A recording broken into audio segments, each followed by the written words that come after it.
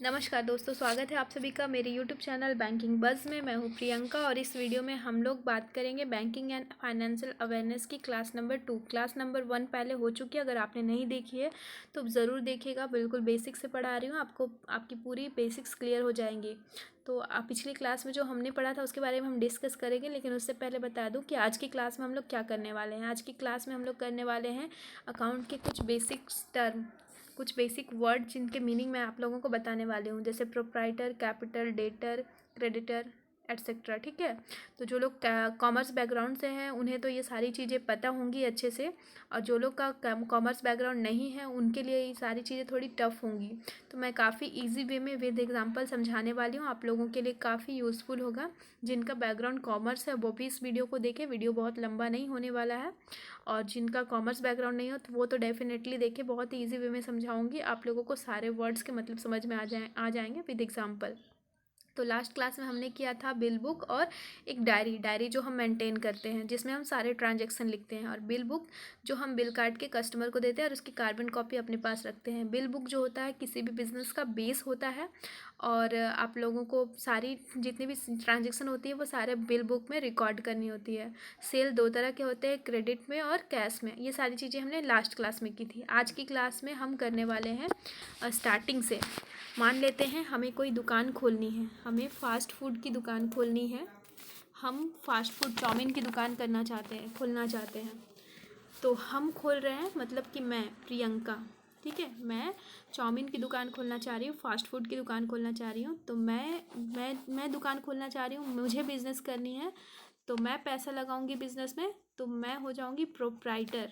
मेरा नाम है, इसे कॉमर्स की भाषा में प्रोप्राइटर बोलते हैं, जो पैसा लगा रहा है। ठीक है, और हम लोग जब फ़ास्ट फूड की दुकान खोलना चाह रहे हैं तो उसके लिए पहले हमें पैसे लगाने होंगे बिज़नेस में। पहले हमें उसके लिए सामान ख़रीदना होगा। हम फ़ास्ट फूड बनाएंगे, चाउमीन बनाएंगे, रोल बनाएंगे, तभी तो हम उसे बेच पाएंगे।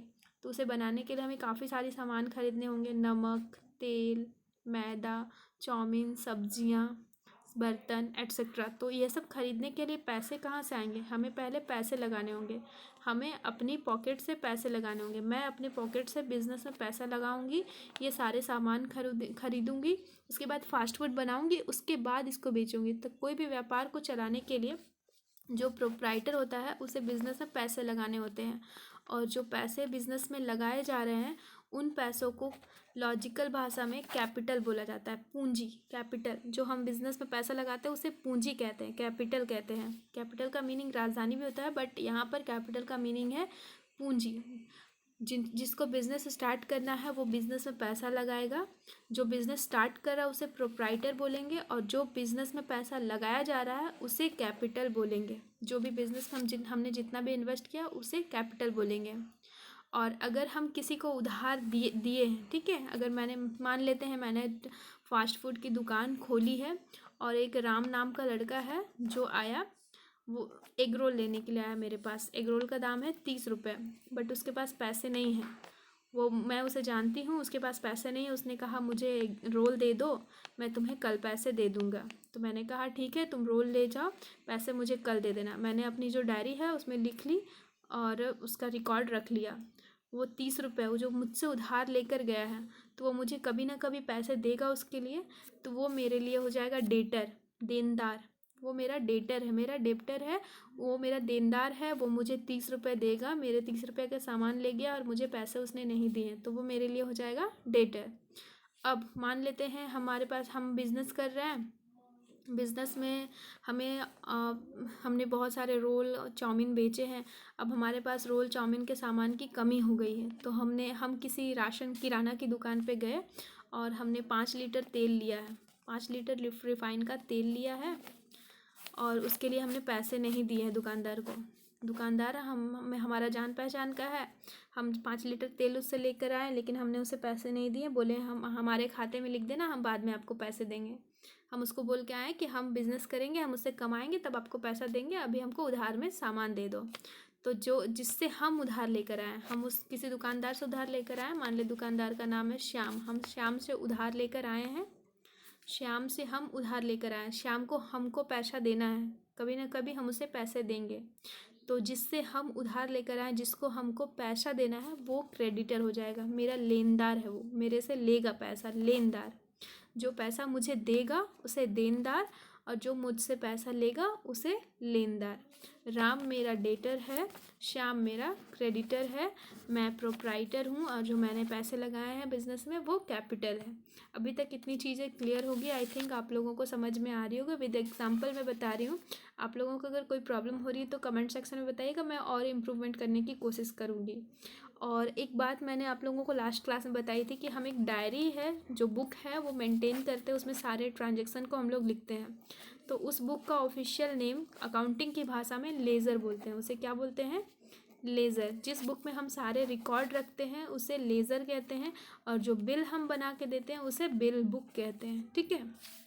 अब जब हम बिज़नेस कर रहे हैं, मान लेते हैं हमने बिज़नेस में जो पैसे लगाए उन पैसे से रोल बनाया। रोल हम 30 रुपए की एक रोल बेच रहे हैं, लेकिन उसमें मेरा बनाने का खर्चा 20 रुपये पड़ा। उसमें मैदा, तेल, एग, जो भी चीज़ें उसमें सामान लगी है वो सारे 20 रुपये की लगी हैं। 30 रुपये में हमने उसे बेचा और सामान हमारा 20 रुपये का लगा था।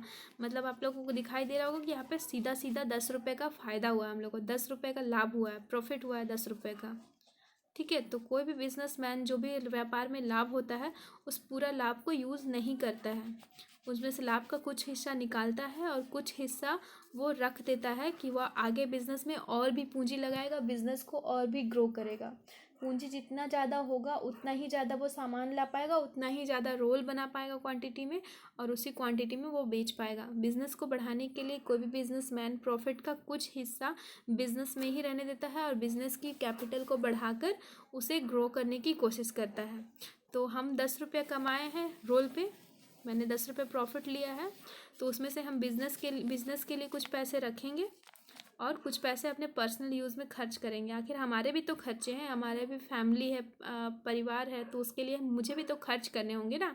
तो 10 रुपये में से कुछ हिस्सा वो अपने पर्सनल यूज़ के लिए रखेगा और कुछ हिस्सा वो बिज़नेस की पूंजी बढ़ाने के लिए रखेगा। मान लेते हैं उसने 10 रुपये कमाए हैं, तो 10 रुपये में वो 3 रुपये अपने पर्सनल यूज़ के लिए अपने पॉकेट में रख रहा है और बाकी के 7 रुपये वो बिज़नेस की पूंजी बढ़ाने के लिए बिज़नेस में रख रहा है। तो यहाँ पर समझने की कोशिश कीजिए, जो हमें 10 रुपये का लाभ दिख रहा है उसे हम प्रॉफिट बोलेंगे, और प्रॉफिट का कुछ हिस्सा जो वो अपने पर्सनल यूज़ के लिए रख रहा है, पर्सनल यूज़ के लिए बिजनेस से निकाल रहा है, उसे ड्राइंग बोलेंगे। ड्रॉ, बिजनेस से वो पैसे ड्रॉ कर रहा है, निकाल रहा है, निकालना, तो उसे ड्राइंग बोलेंगे। और जो बाकी के 7 रुपये वो बिज़नेस में ही रहने दे रहा है पूंजी बढ़ाने के लिए, उसे एक तरह का रिजर्व बोलते हैं। अकाउंट की भाषा में उसे रिजर्व बोलते हैं। बैंक में उसे रिजर्व, संचय के रूप में रखा जाता है और बाद में अगर ज़रूरत पड़ने पर एक्स्ट्रा पूंजी लगाकर बिजनेस को ग्रो किया जाता है, उसे रिजर्व एंड सरप्लस बोलते हैं। तो आज हमने जो भी वर्ड्स पढ़े हैं उसे मैं एक बार रिवाइज कर देती हूँ।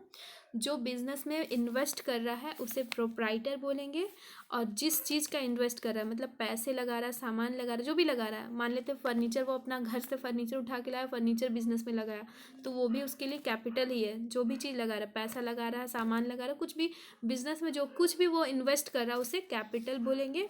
और हम किसी को उधार दिए हैं, अगर मैंने किसी को उधार दिया है, उससे मुझे पैसा लेना है, ठीक है, उससे पैसा मुझे मिलेगा, वो मुझे पैसा देगा, तो उसे हम डेटर या देनदार बोलेंगे।